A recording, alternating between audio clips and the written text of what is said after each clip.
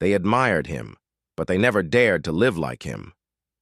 Diogenes owned nothing, feared no one, and insulted emperors to their faces. The Stoics, those calm, rational philosophers like Marcus Aurelius and Seneca, called him a free man.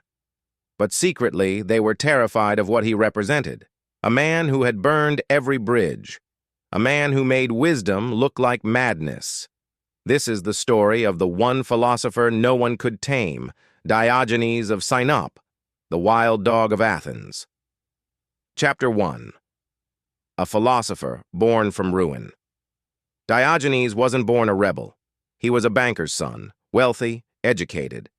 But one day he was accused of debasing currency and exiled from his city. He lost everything, but that's when he woke up. If money is fake, maybe society is too. So he moved to Athens, the birthplace of reason, and chose to live, not in luxury, but in a barrel. Chapter 2. The Dog Philosopher. They called him the Dog, not as an insult, but a title. Dogs don't lie, dogs don't pretend, dogs are free. Diogenes barked at hypocrisy. He urinated in public to shame people's fake manners. He defecated in theaters. He lived like an animal to show that humans had forgotten how to live honestly. People laughed. People threw things at him, but they listened. Because beneath the madness was something terrifyingly true. Chapter 3. Diogenes versus the Stoics. The Stoics believed in virtue, discipline, and inner peace. Diogenes believed in total freedom. Marcus Aurelius, emperor and Stoic, said, "A free man is one who lives according to nature." But Diogenes asked, "Then why do you wear a crown?" Seneca believed in balancing duty and wisdom. Diogenes believed in burning duty to find truth. To the Stoics, Diogenes was both a legend and a warning sign. Chapter 4. Destroying Plato's Academy. Plato defined man as a featherless biped. His students applauded. Then Diogenes walked in, holding a plucked chicken. "Behold," he shouted, "a man!" The room exploded in laughter. Plato's words collapsed, and from that moment the Academy feared him. Plato later said, "Diogenes is Socrates gone mad." But the truth, Diogenes was the Socrates that acted, not just questioned. Chapter 5. The Day He Mocked an Emperor.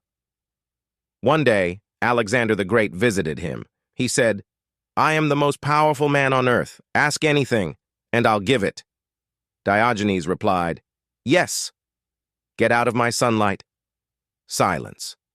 Alexander stared and then smiled. He said, "If I were not Alexander, I would want to be Diogenes." Think about that. The emperor of the known world envied a man who owned nothing. Chapter 6. The Art of Owning Nothing. Diogenes owned only a cloak, a bowl, and a stick. One day he saw a child drinking with his hands. He threw away his bowl. "Even children are less attached than I am," he said. He didn't just preach minimalism. He lived it, breathed it, became it. You don't own things. Things own you. Chapter 7. Genius or Madness. To many, Diogenes was insane, but to others, he was the only one awake. He rejected politics, laughed at kings, slept in the streets, and still had peace of mind. He exposed the illusions of pride, fame, status, and power.